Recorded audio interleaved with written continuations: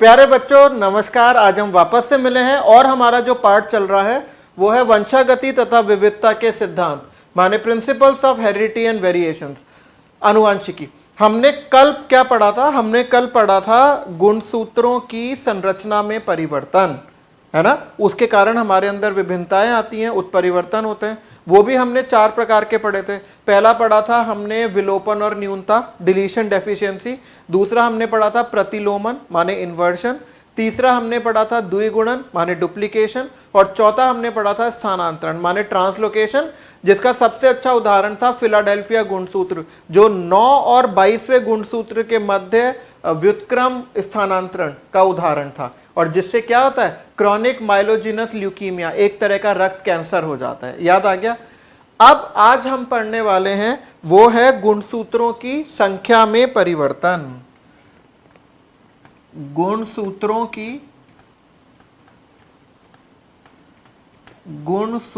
की संख्या में परिवर्तन माने changes in the number of chromosomes, changes in the number of chromosomes.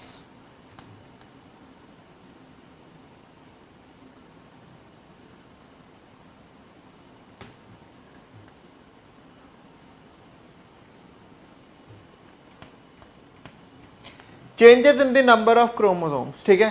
तो इसमें इसको हम अंग्रेजी में जीनोमैटिक म्यूटेशंस भी कहते हैं। क्या कहते हैं?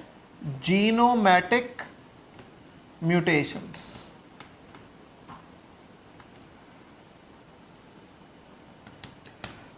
अब हम जैसे हम हैं, हमारे अंदर मनुष्य में गुणसूत्र संख्या क्या है? 46।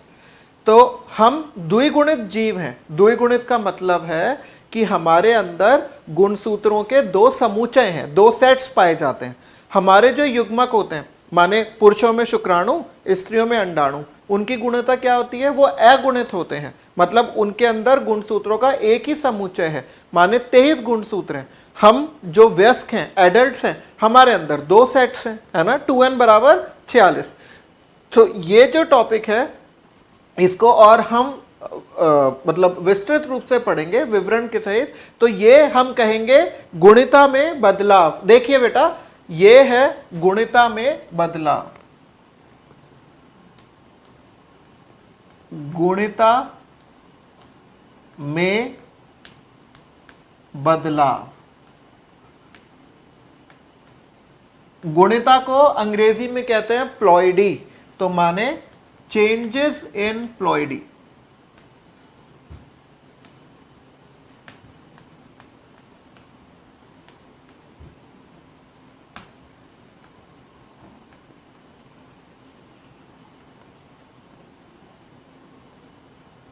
ये 2 प्रकार से होती है।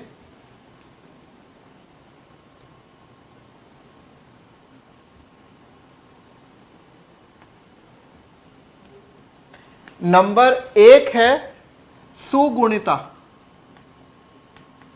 सुगुणिता, सुगुणिता को हम कहते हैं यूप्लॉइडी। यूप्लॉइडी।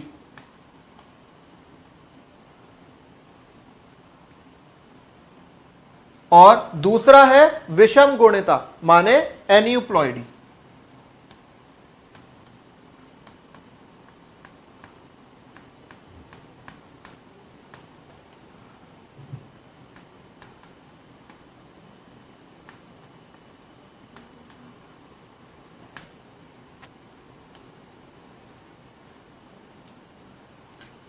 अब मैं पहले आपको इन दोनों का अंतर बताऊंगा। देखिए इधर फटाफट, ये बहुत समझने वाली चीज है। तो सबसे पहले हमने लिखा है इधर सुगुणिता, और इधर हमने लिखा है विषम गुणिता माने एन्यूप्लॉइडी। ठीक है। सुगुणिता में क्या होता है, इसमें किसी का भी जो गुणिता होती है वो पूरे पूरे अगुणित समूचे से बढ़ती या घटती है। ठीक है, तो इसमें जो परिवर्तन होता है, परिवर्तन समस्त जीनोम, आप जीनोम की परिभाषा लिख लीजिए अपनी कॉपी में, अगुणित गुणसूत्रों पर उपस्थित सभी जीन्स के समूह को जीनोम कहते हैं। ठीक है, तो हमारे अंदर कितने जीनोम आते हैं? 2। एक जीनोम पिता से आता है, एक माता से आता है। तो परिवर्तन समस्त जीनोम के घटने या बढ़ने से होता है।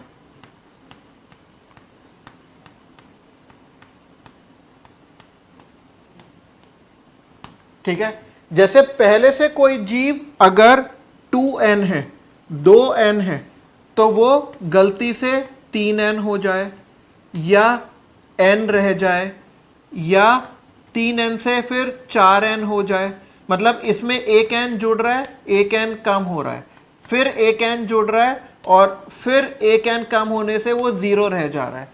तो इस तरीके से कहते हैं सुगुणिता। लेकिन विषम गुणिता में क्या होता है? परिवर्तन सरल गणितात्मक संख्या, माने 1, 2, 3 आदि के घटने या बढ़ने से होता है।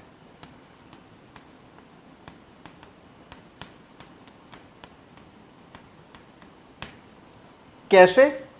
अगर पहले से किसी का गुणसूत्र है 46, हमारे जैसे मनुष्यों में, तो इससे एक गुणसूत्र बढ़ेगा तो हो जाएंगे 47, एक कम होगा तो रह जाएंगे 45, 2 बढ़ जाएंगे तो हो जाएगा 48, 2 घट जाएंगे तो रह जाएंगे 44, 3 बढ़ जाएंगे तो हो जाएंगे 49। इस तरीके से एक गुणसूत्र बढ़ा, 2 बढ़े या 3 बढ़े, एक कम हुआ, 2 कम हुए, ऐसे। ठीक है, तो ये फर्क है दोनों में। इसमें पूरा पूरा अगुणित सेट बढ़ता या घटता है, इसमें सरल गणितात्मक मान, माने 1, 2 या 3 या 4 गुणसूत्र या तो बढ़ते हैं या कम होते हैं। नाउ सुगुणिता का कारण क्या है? इसका कारण है एनाफेज। एनाफेज माने पश्चावस्था। पश्चावस्था के दौरान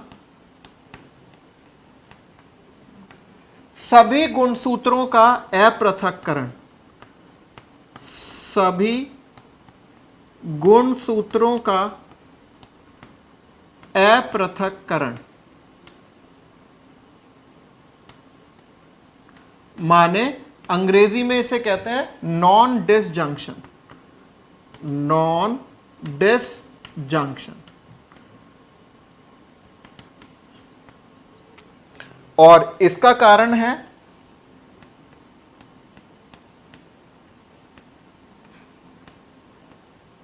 पश्चावस्था के दौरान 1, 2 या 3 गुणसूत्रों का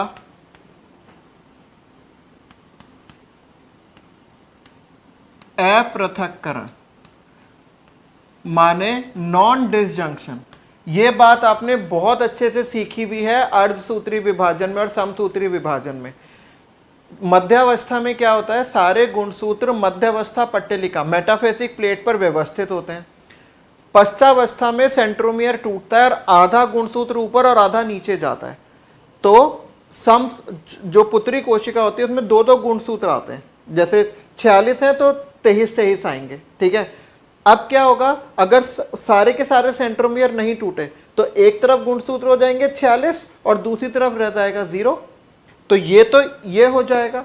और इसमें अगर एक गुणसूत्र अलग नहीं हुआ, तो एक तरफ हो जाएंगे 24, एक तरफ हो जाएंगे 22। अगर 23 वाला निषेचन करके जन्म लेगा 24 वाला, तो क्या होगा, 2 गुणसूत्र बढ़ गए। और अगर 22 वाला जन्म लेगा तो 1 गुणसूत्र कम हो गया, है ना, इस तरीके से। तो नॉन, ये मैं आपको भी समझाऊंगा डायग्राम बना के, नॉन डिसजंक्शन। अब ये जो सुगुणिता होती है ये पादपों में देखी जाती है, पादपों में देखी जाती है, लेकिन जो विषम गुणिता है ये जंतुओं में देखी जाती है, जंतुओं में और मनुष्यों में, जंतुओं में देखी जाती है। बात आई समझ में? समझ में आई बात? अब इसके कारण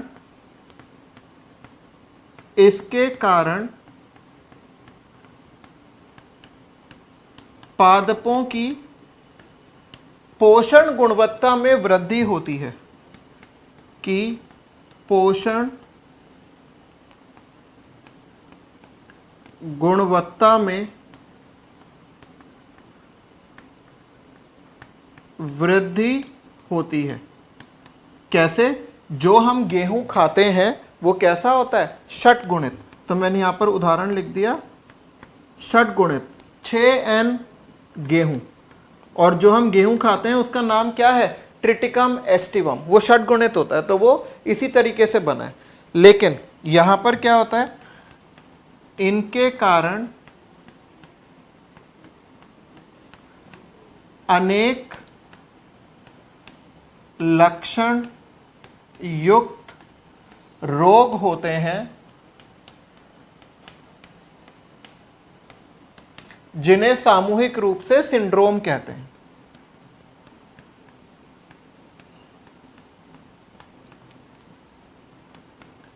जिन्हें सिंड्रोम कहते हैं, जैसे down syndrome, Edward syndrome, Klinefelter syndrome आदि। तो ये सारे सिंड्रोम्स हमें पढ़ने। अब देखो ध्यान से, मैं आपको बता रहा हूं ये कारण, नॉन डिसजंक्शन क्या होता है। तो सबसे पहले मैंने बनाया है, मैं आपको दोनों समझाऊंगा, ये भी और वो भी, फिर उसके बाद हम इनका वर्गीकरण करेंगे। ये मैंने बनाया है तारककाय और ये मैंने बनाया है तर्कु तंतु।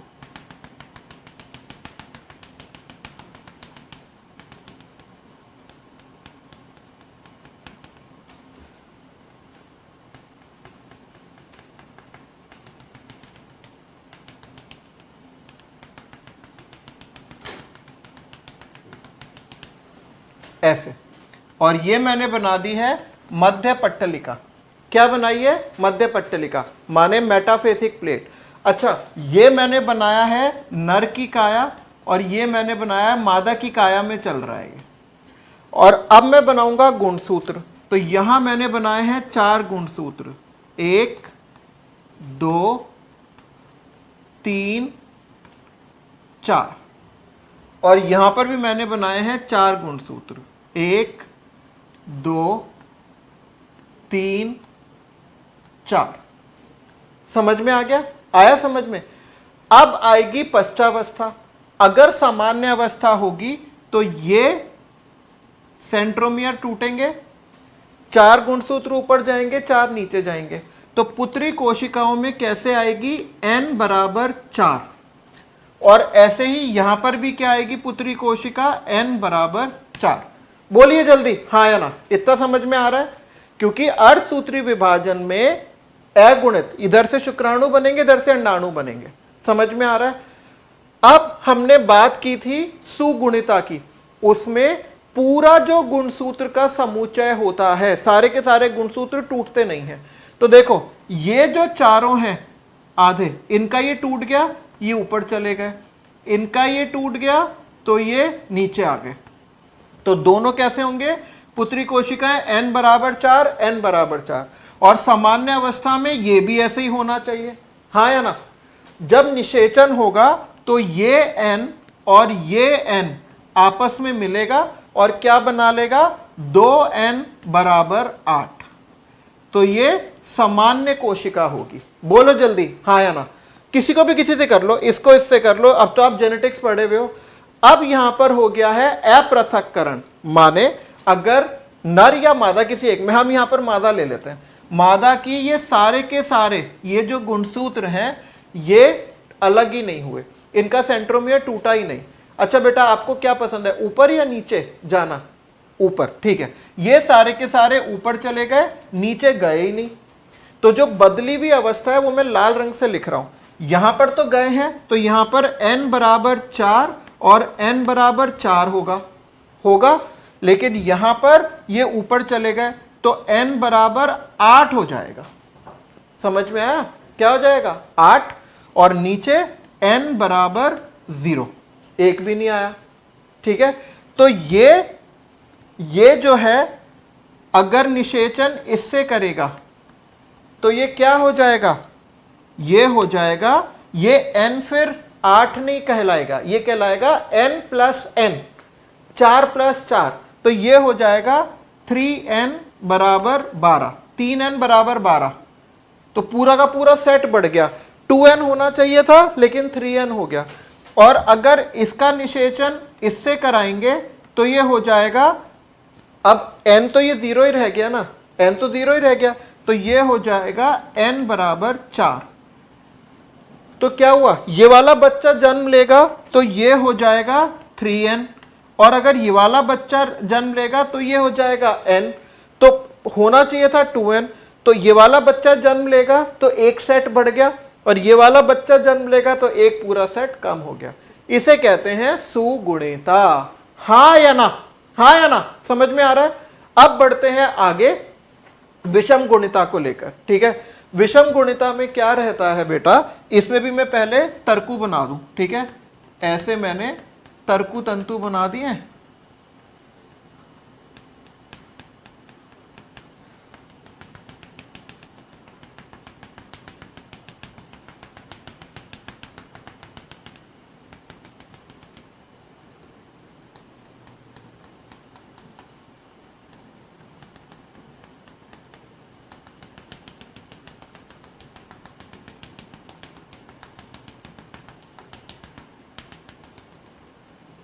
ऐसे बना दिए। अब इसमें भी मैंने क्या किया, यहां बनाए 4 गुणसूत्र,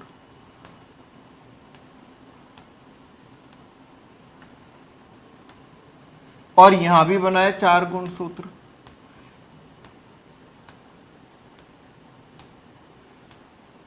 ये नर है, ये मादा की काया है।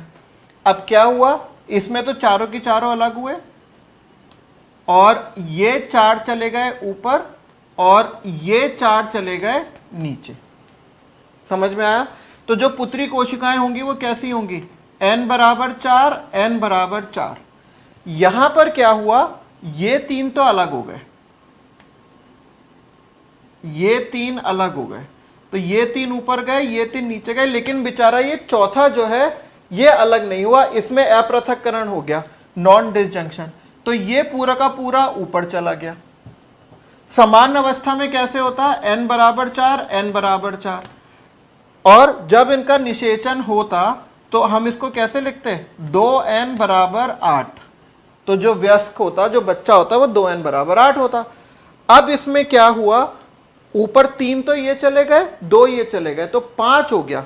तो अब अवस्था लिखी जाएगी n बराबर 4 प्लस 1, और नीचे वाले में n बराबर 4 माइनस 1, ऐसे हो गया।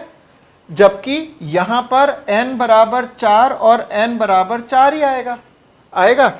अब अगर इसका इसके साथ निषेचन हुआ तो n प्लस n कितना हो गया, 2n, 2n बराबर 4 प्लस 4 8 और एक 9, तो 9 को हम लिख सकते हैं 8 प्लस 1, और इसका अगर हो गया तो लिखेंगे 2n बराबर 8 माइनस 1। तो 2n का मान क्या है, 8, तो ये हो गया 8 प्लस 1, ये हो गया 8 माइनस 1, तो इसको हम लिख सकते हैं 2n प्लस 1 और इसको लिख सकते हैं 2n-1। ये वाला बच्चा हुआ तो इसमें एक गुणसूत्र ज्यादा होगा, और ये वाला बच्चा पैदा हुआ तो यहां पर एक गुणसूत्र कम होएगा। हाँ या ना, जल्दी बोलिए, समझ में आ रहा है? तो अब हम बढ़ते हैं आगे और हम इनके प्रकार पढ़ेंगे। तो सबसे पहले हम पढ़ते हैं विषम गुणिता के प्रकार, और अगर ऐसे बच्चे पैदा होते हैं तो वो रोगी होते हैं। क्या होते हैं? रोगी। तो अब ये वाली भी जो विषम गुणिता होती है, ये कितने प्रकार की होती है? ये होती है 2 प्रकार की।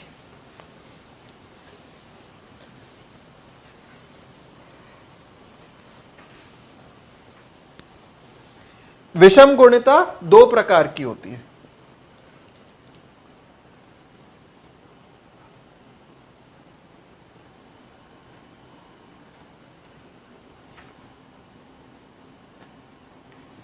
अधो विषम गुणिता,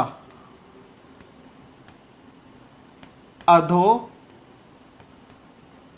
विषम गुणिता, ठीक है? अधो विषम गुणिता माने हाइपोप्लॉइडी।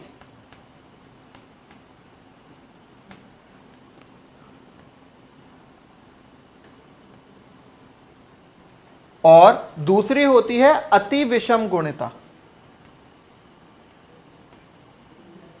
अति विषम गुणिता माने हाइपरप्लॉइडी।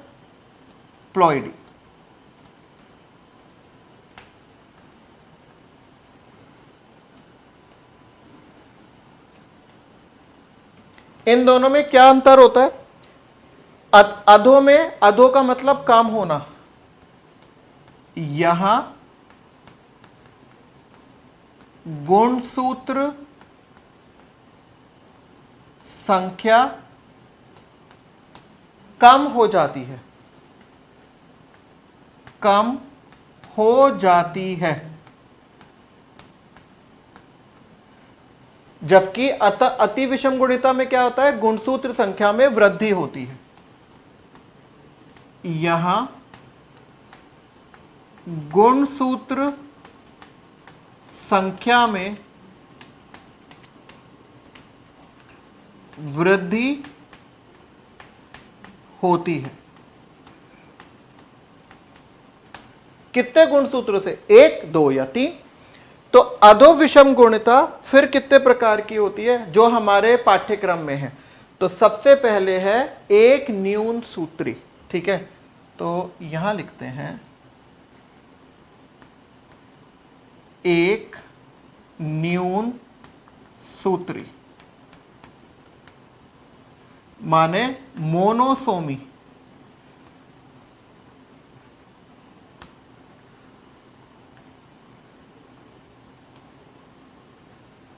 और दूसरा होता है द्विन्यून सूत्री,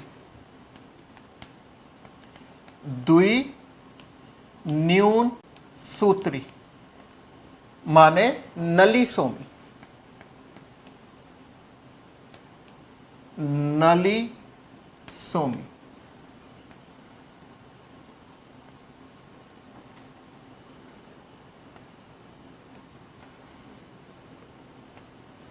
एक न्यून सूत्री में क्या होता है? मोनोसोमी में एक गुणसूत्र कम हो जाता है।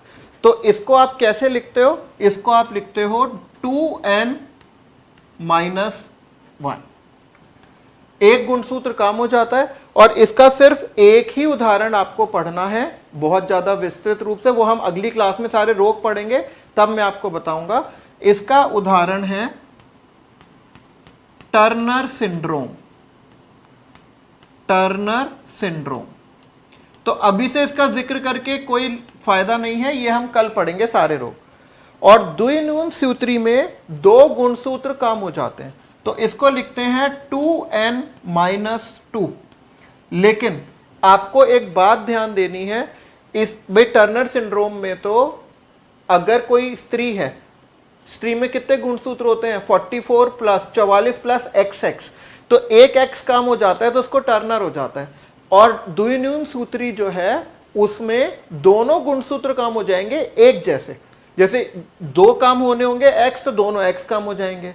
गुणसूत्र संख्या 5 का पूरा जोड़ा काम हो जाएगा या 10 का पूरा काम हो जाएगा। मतलब द्विनियन सूत्री में दोनों गुणसूत्र एक से काम होंगे। लेकिन अगर 2 गुणसूत्र अलग अलग प्रकार के हों, जैसे कोई गुणसूत्र संख्या 6 हो, कोई 12 हो, इसका एक एक काम हो जाए, तब उसको द्विनियन सूत्री नहीं कहते। तब इसको कहते हैं एक तीसरा प्रकार, जिसको हम कहते हैं द्विक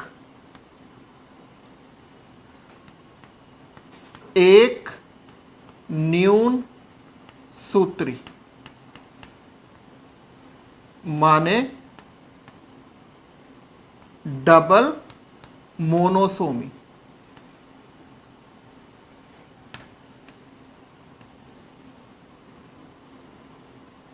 ये इसका तीसरा प्रकार है। इसको हम कैसे लिखेंगे? इसको हम लिखेंगे 2n minus a minus b, और मैंने यहां तारा बना के लिख दिया, जहां a तथा b भिन्न गुणसूत्र संख्या को दर्शाते हैं।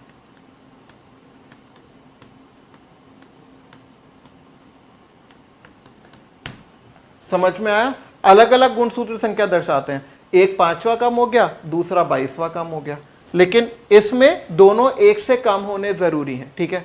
अब है आपके अति विषम गुणिता, माने हाइपरप्लॉइडी। इसमें गुणसूत्रों की संख्या बढ़ जाती है। ये हमारे कोर्स में फिर कितने तरीके के हैं? ये 3 तरीके के हैं। कौन कौन से? पहले हैं त्रिगुणसूत्रता,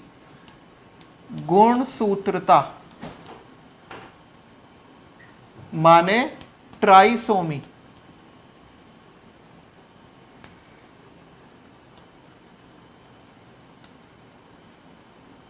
दूसरा है चतुर्गुणसूत्रता,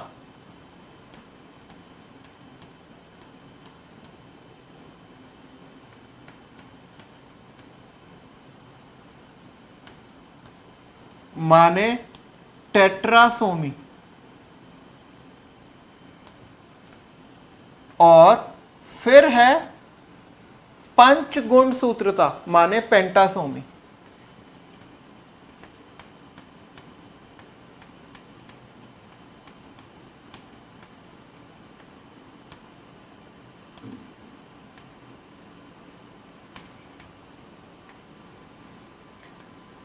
इससे ना सीधे सीधे सवाल पूछे जाते हैं। ठीक है, इस तरीके से।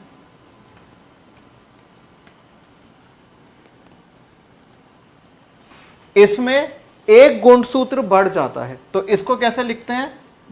2n+1। इसमें 2 गुणसूत्र बढ़ जाते हैं, माने 2n+2। इसमें 3 गुणसूत्र बढ़ जाते हैं।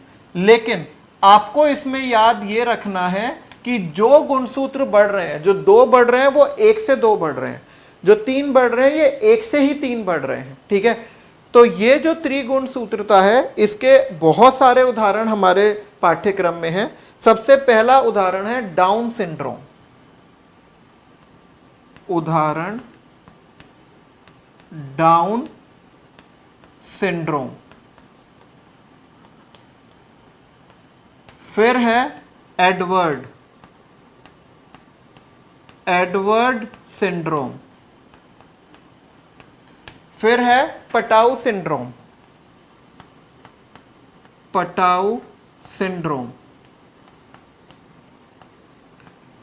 इसके बाद है क्लाइनफेल्टर सिंड्रोम।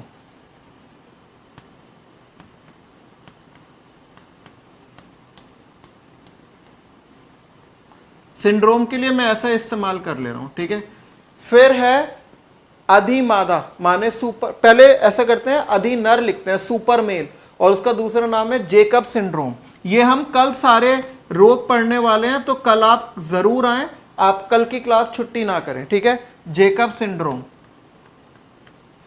और फिर है सुपर मादा, सुपर फीमेल्स, जिसको कहते हैं ट्रिप्लो एक्स सिंड्रोम। तो ये 6 रोग हमें पढ़ने हैं इसके। फिर चतुर्गुण सूत्रता में 2 गुणसूत्र एक से बढ़ जाते हैं, और इसका सबसे अच्छा उदाहरण है अधिमादा। अधिमादा माने सुपर फीमेल। और पंच गुण सूत्रता की भी उदाहरण है अधिमादा माने सुपर फीमेल। अधिमादा माने सुपर फीमेल।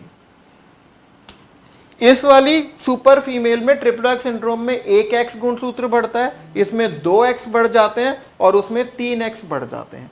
लेकिन बढ़ते इसमें और इसमें 1 से गुणसूत्र हैं। लेकिन अगर ऐसा हो कि एक तो कोई और बढ़े, जैसे एक्स बढ़े और एक बढ़ जाए 24वां, एक बढ़ जाए 11वां या 12वां गुणसूत्र, तो उसको कहते हैं द्विक त्रिगुण सूत्रता।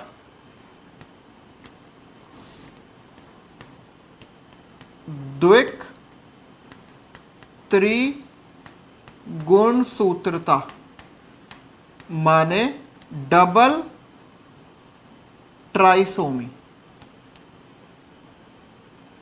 क्या कहते हैं? Double trisomy. और इसको हम कैसे दिखाते हैं? इसको हम दिखाते हैं 2n plus a plus b, जहां a और b भिन्न गुणसूत्र संख्या के सूचक हैं। ये चार्ट आप अच्छे से अगर पढ़ लेंगे तो आपके सारे क्वेश्चन जो हैं वो सीधे साधे तरीके से हल हो जाएंगे। ठीक है, अब इसमें तो गुणसूत्र संख्या घट रही है, इधर वालों में गुणसूत्र संख्या बढ़ रही है। ऐसा भी तो हो सकता है कि एक गुणसूत्र बढ़े और दूसरा कम हो जाए। तो ये एक विशेष वर्ग है, यहां पर मैं स्टार बना के लिख रहा हूं, इसको हम कहते हैं मिश्रित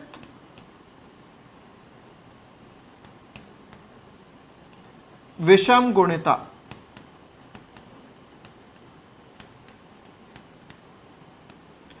माने मिक्स्ड एन्यूप्लॉइडी।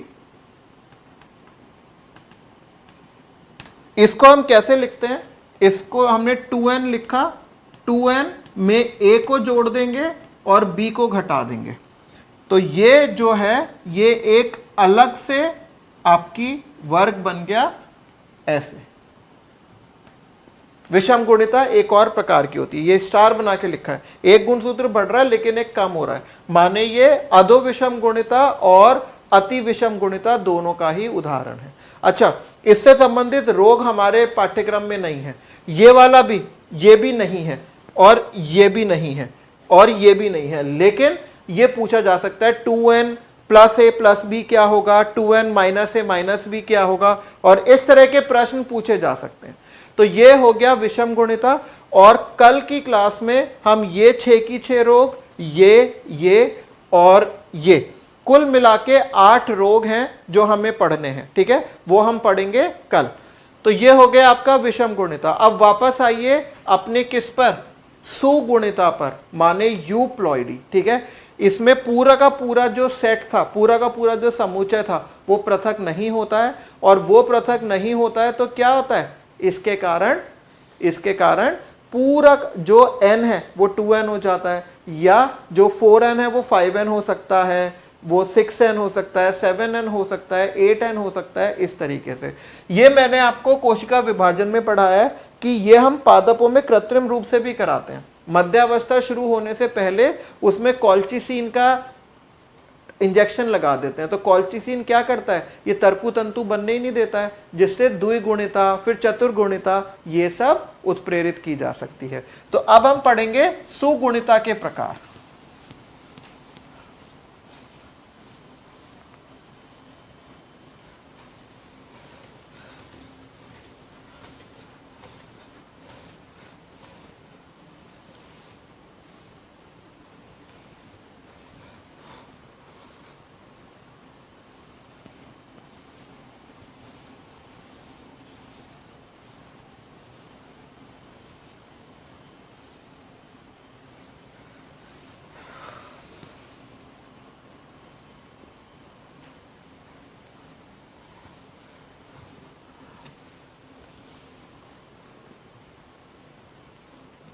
ठीक है। ये जो सुगुणिता है ये 3 प्रकार की है। एक है स्व, एक है पर, एक है स्व पर। तो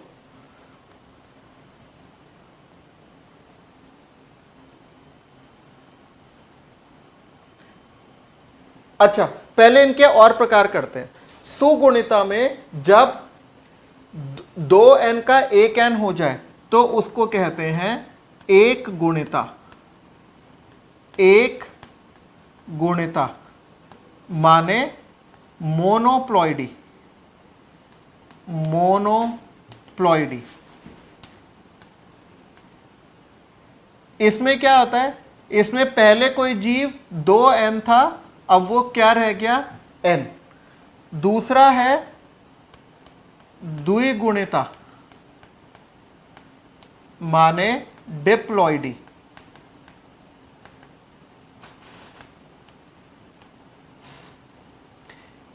इसमें पहले कोई जीव वो n था, अब बढ़ के क्या हो गया 2n, या पहले कोई जीव 3n था, वो घटकर क्या हो गया 2n। तो अंतिम उत्पाद इधर n होना चाहिए, इधर 2n होना चाहिए। फिर होता है त्रिगुणिता माने ट्रिप्लॉइडी।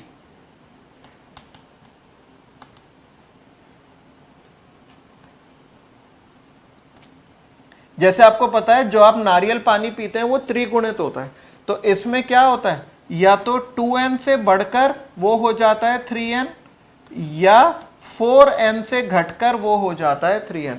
यहां पर एक n जुड़ रहा है, यहां पर एक n घट रहा है, ये तो आपको पता ही है, ये अपृथक्करण के कारण होता है।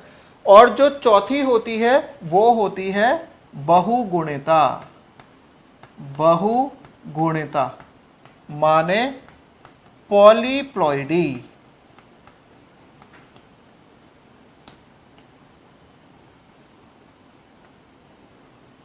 इसमें जो अंतिम उत्पाद होते हैं वो कैसे हो सकते हैं, 4n 5n 6n 7n ऐसे। तो यहां 4n 5n 6n 7n और ऐसे, ठीक है। तो ये जो बहुगुणिता है ये फिर से कितने प्रकार की है, 3 प्रकार की। तो ये बनाते हैं यहां। सबसे पहले है स्व बहुगुणिता। स्व बहुगुणिता। स्व बहुगुणिता का मतलब है ऑटो पॉलीप्लॉइडी। Auto polyploidy.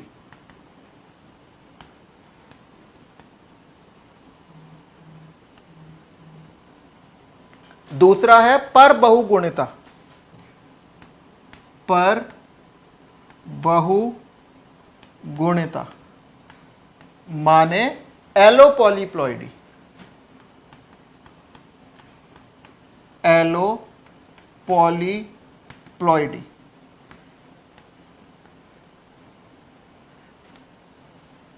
और तीसरा है स्व पर बहुगुणिता। स्व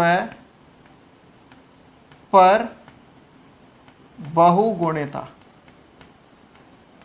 माने ऑटो एलो पॉलीप्लॉइडी। इसमें हमें बहुत ज्यादा विस्तृत रूप से नहीं पढ़ना है, इसके बारे में ज्यादा विवरण हम पढ़ेंगे उस पाठ में जिसका नाम है खाद्य नीतियों की में वृद्धि वाला जो चैप्टर है कि कार्य नीतियां, ठीक है। तो स्व मतलब एक ही जीनोम। तो अगर कोई जीव पहले से ऐसा है, द्विगुणित है, तो या तो वो बढ़कर हो जाएगा ऐसा, या वो बढ़कर हो जाएगा ऐसा, या वो बढ़कर हो जाएगा ऐसा। अगर एक ही जीनोम में वृद्धि हो या बहुगुणन हो और गुणसूत्र संख्या द्विगुणित से बढ़ के चतुर पंच गुणित हो जाए तो एक ही जीनोम के अंदर, उसे कहते हैं स्व बहुगुणिता। इसका जो उदाहरण है वो बहुत सारे उदाहरण है। जैसे केला बनाया गया है तो केला किसका उदाहरण है, त्रिगुणिता का। यहां पर उदाहरण लिख देता हूं, केला ताकि आपको याद करने में परेशानी ना रहे। ठीक है, केला त्रिगुणिता से उदाहरण है। फिर इससे मक्का बनाया गया है, चावल बनाया गया है, चना बनाया गया है, सेम की फली बनाई गई है, अमरूद बनाया गया है, आलू बनाया गया है, कॉफी के पौधे उत्पन्न किए गए हैं, मूंगफली आदि। जो केला है वो स्वयं त्रिगुणित है, 3A ये होता है। ठीक है, तो ये इसके सबसे अच्छे उदाहरण है। और शकरकंदी भी त्रिगुणित है। तो केला और शकरकंद, ठीक है, ये त्रिगुणिता के उदाहरण है। ठीक है, तो और जो चतुर्गुणिका का उदाहरण है वो ध्यान नहीं आ रहा है, लेकिन ये जो बहुगुणिता है ये कौन उत्प्रेरित करती है? कॉल्चिसीन। कौन? कॉल्चिसीन। अब है पर बहुगुणिता। पर बहुगुणिता का मतलब है ऐसी जाति पादपों में जो दो अलग अलग जीनोम से मिलकर बनी होती है। जैसे हमने कोई पौधा लिया A और इसको हमने B से निषेचित किया, तो इसका युग्मक बनेगा AB इस तरीके से, और फिर इनका निषेचन होगा तो ये A और B बन जाएंगे। अब इसमें जब वृद्धि होगी तब उसे कहते हैं पर बहुगुणिता, और ये क्या बन जाएगा? AABB, या 3A 3B, 4A 4B, दोनों जीनोम की संख्या जो है वो बराबर रहेगी। तो इसको हम कहते हैं पर चतुर्गुणित। वैसे तो चतुर्गुणित है, लेकिन दो अलग अलग जीनोम है। पर चतुर्गुणित माने एलोटेट्राप्लॉइड। ये क्या है? ऑटोटेट्राप्लॉइड। स्व पर चतुर्गुणित, ये पर चतुर्गुणित है ना, समझ में आया? तो ये है एलोटेट्राप्लॉइड। इसके जो उदाहरण है, इसके बहुत अच्छे अच्छे उदाहरण हैं। जैसे गेहूं ऐसे बनाया गया है, अमेरिकी कपास, अमेरिकन कॉटन ऐसे बना है, तंबाकू निकोटियाना टबेकम ऐसा बना है। ठीक है, इसका और एक उदाहरण है जिसका नाम है रेफेनोब्रासिका। क्या है? उदाहरण लिख देते हैं, रेफेनोब्रासिका। अब आपको तो ये पता है रेफेनस सेटाइवस जो है वो किसका वैज्ञानिक नाम है? रेफेनस सेटाइवस नाम है मूली का, है ना, माने रेडिश। और ब्रासिका तो बहुत चीजों में आता है, सरसों में आता है, फूल गोभी में आता है।